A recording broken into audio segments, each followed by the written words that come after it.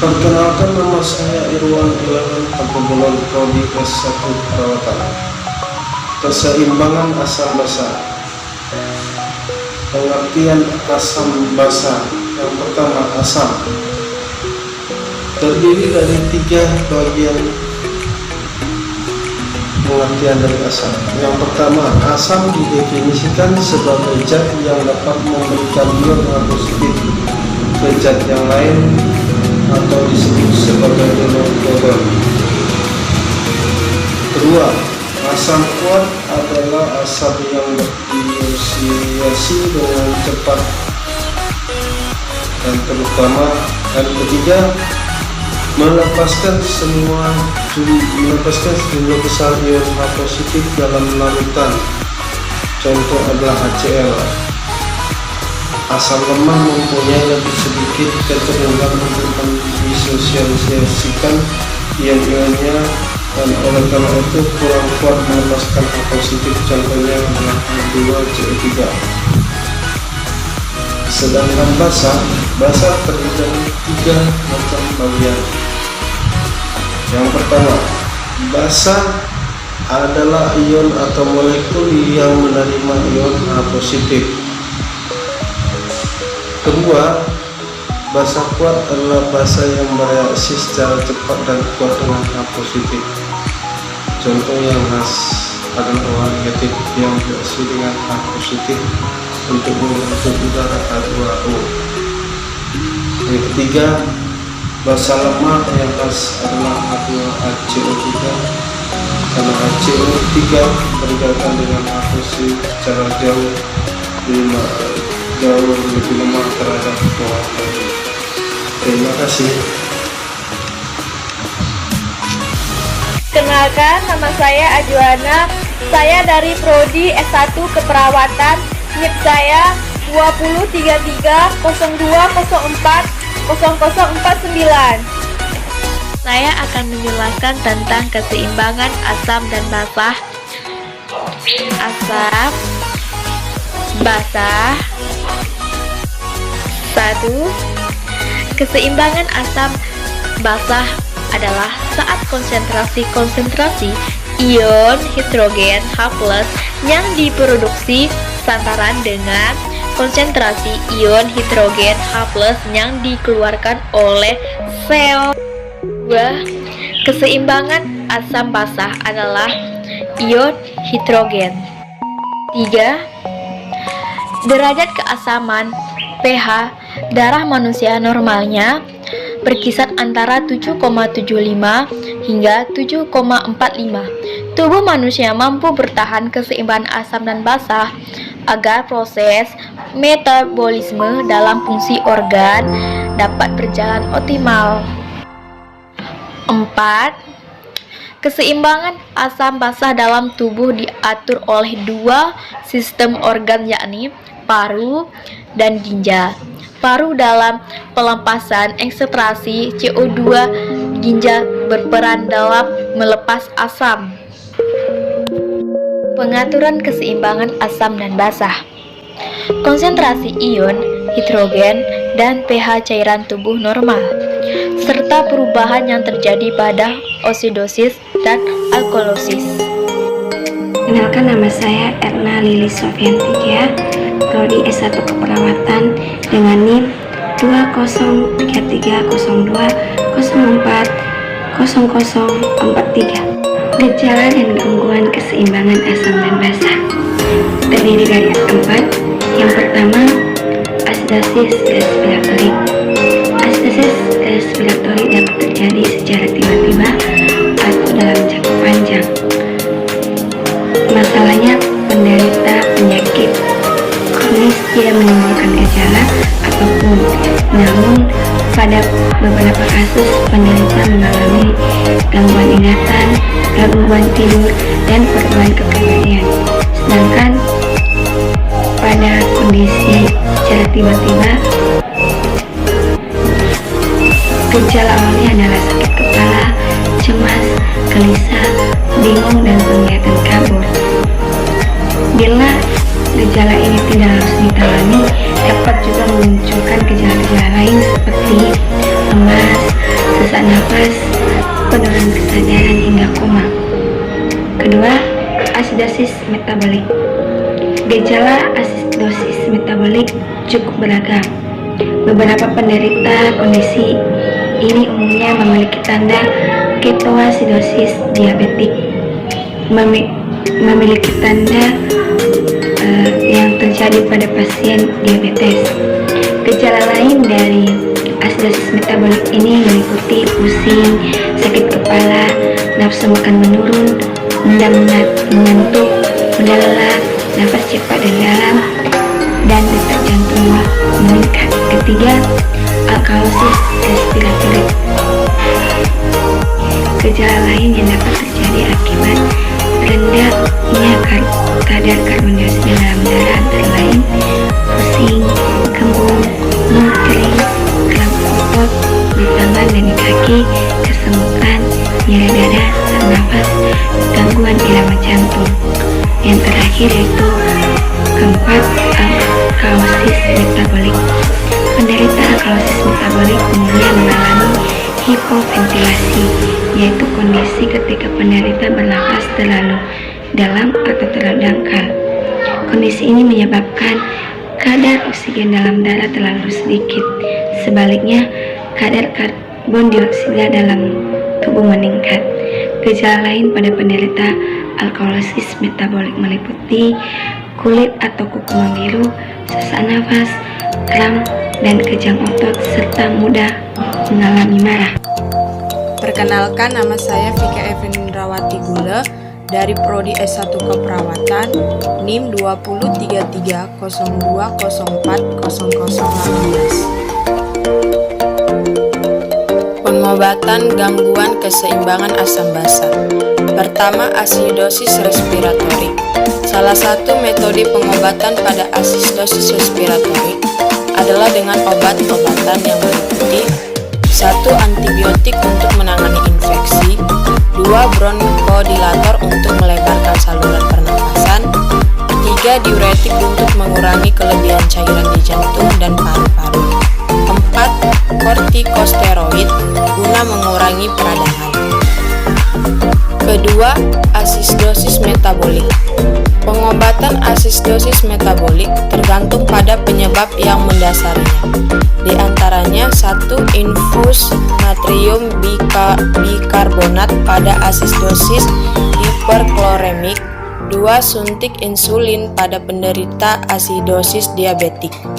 Ketiga, pemberian penggantian cairan tubuh melalui suntik. 4. Detoksifikasi pada asidosis yang mengalami keracunan obat atau alkohol. Ketiga, alkalosis respiratorik. Pada alkalosis respiratorik yang disebabkan oleh hiperventilasi, dokter dapat menyarankan pasien menghirup karbon dioksida. Pertama-tama buang napas ke dalam kantong kertas, kemudian hirup karbon dioksida di dalam kantong tadi. Ulangi langkah tersebut hingga beberapa kali. Cara ini bisa membantu menaikkan kadar karbon dioksida dalam darah. Keempat, alkalosis metabolik. Penanganan alkalosis metabolik tergantung pada penyebab yang mendasarinya. Pada sejumlah kasus, dokter dapat memberikan beberapa jenis obat, antara lain 1. Diuretik golongan penghambat karbonik antidrug, yang kedua diuretik hemat kalium, ketiga kortikosteroid seperti dexasidosis respiratorik dan alkalosis respiratorik disebabkan oleh gangguan pada paru-paru. Sedangkan asidosis metabolik dan alkalosis metabolik dipicu oleh masalah pada ginjal. 1. Asidosis respiratorik. Asidosis respiratorik disebabkan oleh penyakit paru-paru atau kondisi lain yang memengaruhi fungsi paru-paru dalam pembuangan karbon dioksida. Dengan kata lain, asidosis respiratorik terjadi ketika tubuh hanya dapat membuang sedikit karbon dioksida. 2. Asidosis metabolik terjadi ketika tubuh menghasilkan terlalu banyak asam atau saat ginjal hanya mampu membuang sedikit asam melalui urin. Asidosis metabolik terjadi dalam beberapa jenis, yaitu asidosis diabetik, asidosis hiperkloremik, asidosis laktat. Ketiga, alkalosis respiratorik umumnya disebabkan oleh hiperventilasi, yaitu suatu kondisi ketika seseorang bernapas terlalu cepat atau terlalu dalam. Hiperventilasi tersebut bisa disebabkan oleh perasaan panik dan cemas.